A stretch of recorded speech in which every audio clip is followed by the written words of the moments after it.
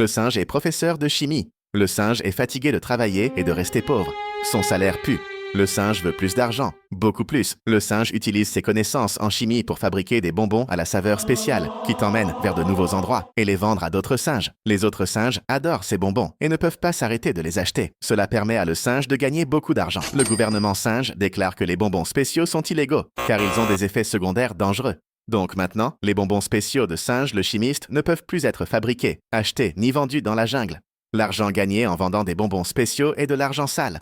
L'argent sale, c'est l'argent que le singe a obtenu en enfreignant les règles. De l'argent qu'il ne peut pas dépenser. S'il l'utilise, il se fait attraper. S'il l'économise, c'est inutile. Il doit le faire paraître propre. Cela s'appelle le blanchiment d'argent. Le singe consulte un avocat à la réputation douteuse qui lui suggère un plan. Le singe monte plusieurs entreprises. Un lave-auto, un salon de massage et un bar à jus qui vend des smoothies à la banane. Singe le chimiste commence par prendre ses grosses liasses d'argent sale et les divise en petits tas. Répartir l'argent liquide rend difficile pour le gouvernement de retrouver tout l'argent sale de Singe le chimiste au même endroit. Ensuite, le singe envoie ses petits tas à ses entreprises. Cela s'appelle l'applacement. Personne n'achète dans ces endroits. Pourtant, il déclare beaucoup de ventes. Trop même, plus qu'il n'en a réalisé, et prétend que l'argent vient de là. Petit à petit, l'argent sale entre et ressort propre, comme s'il provenait de la vente de vrais smoothies. Les singes le croient. L'argent est blanchi. La magie ici, c'est que l'argent sale se mélange aux bénéfices honnêtes d'entreprises légitimes. Au fur et à mesure que chaque entreprise fonctionne, de petites quantités d'argent sale sont utilisées pour payer certaines ventes, en les mélangeant à des gains propres.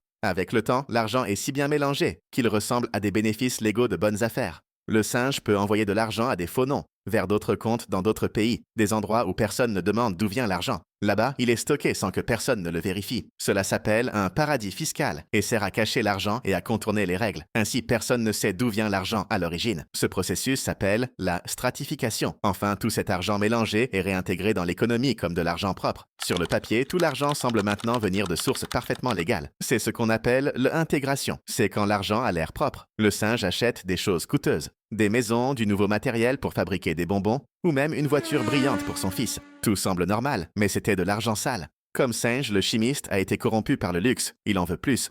Il embauche des singes pour produire plus de bonbons, et s'associe à une chaîne de poulets frits pour distribuer ses bonbons dans d'autres jungles. Pourquoi est-ce un problème? Cet argent vient de crimes. Vol, corruption, drogue, travail illégal. Il a l'air inoffensif, mais il détruit la jungle. Il nuit à l'économie. Comment le détecte-t-on? Les agences gouvernementales examinent les mouvements, repèrent des schémas étranges. Un singe gagne peu mais achète une montagne de bananes. Quelque chose ne colle pas. Ils enquêtent et blanchiment d'argent. Si tu vois un singe avec plein de bananes qui ne travaille pas, peut-être qu'il a blanchi de l'argent. L'argent sale se déguise en argent propre, mais il est toujours là. Ce blanchiment d'argent sent mauvais et ne part pas au savon. Like, partage et abonne-toi pour plus d'économies avec des bananes.